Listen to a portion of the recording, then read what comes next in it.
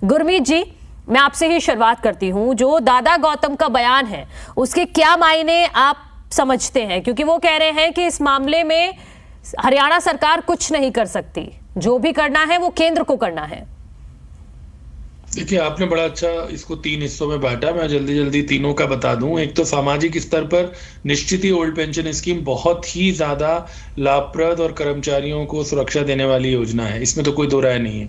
राजनीतिक स्तर पर क्योंकि नेताओं को वोट चाहिए, तो निश्चित ही ये चुनाव में अगले जिस तरह से ये प्रदेशों के चुनाव में मामला उठ रहा है, और कांग्रेस और आम आदमी पार्टी जो दो मुख्य विपक्षी दल हैं, उन्होंने इसको ऑलरेडी अपनी स्टेट्स में लागू करने की बात कर दी है।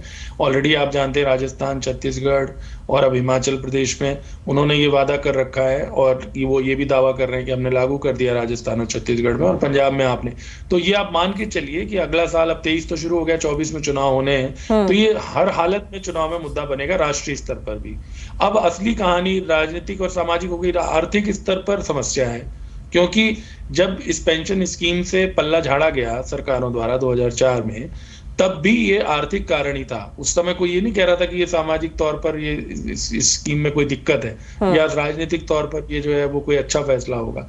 लेकिन आर्थिक समस्या जो है, सरकार ये माना जाता है ज्यादातर जगहों पे कि वो बोझ नहीं उठा सकती पेंशन का। आप देखते हैं सरकारी नौकरियों में भी कमी होती जा रही, कॉन्ट्रेक्चुअल सिस्टम बढ़ रहा है, ये सारा कुछ है। तो सरकार पर ये जो सैलरी और पेंशन का जो बोझ है, जो उसके बजट का एक बड़ा पार्ट है, उसको वो लोग पेंशन सुधार और आर्थिक सुधार के नाम पर लेते हैं। लेकिन राजनीतिक और सामाजिक दृष्टि से ये एक बहुत बड़ा मुद्दा आने वाले समय में है। और जो उन्होंने कहा है राम कुमार गौतम जी ने, देखिए ये निश्चित ही, क्योंकि जो एनपीएस आई उसके बाद सरकारी कर्मचारियों के लिए, क्योंकि उसका पैसा सेंटर में जाता है।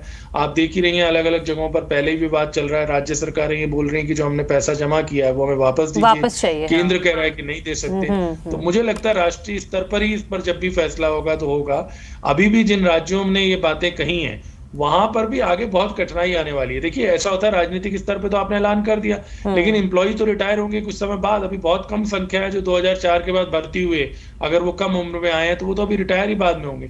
उतने में सरकारें भी बदल जाती हैं। तो ये मामला, अच्छी बात है कि राष्ट्रीय स्तर पर इस पर एक दोबारा डिबेट हो, और अगर इसका कोई रास्ता निकल सकता है या कोई संशोधित स्कीम निकल सकती है जिससे कर्मचारियों को सुरक्षा मिले, तो वो एक अच्छी बात होगी। लेकिन इतना आसान नहीं है, पेचीदा मामला है। ठीक है, ठीक है।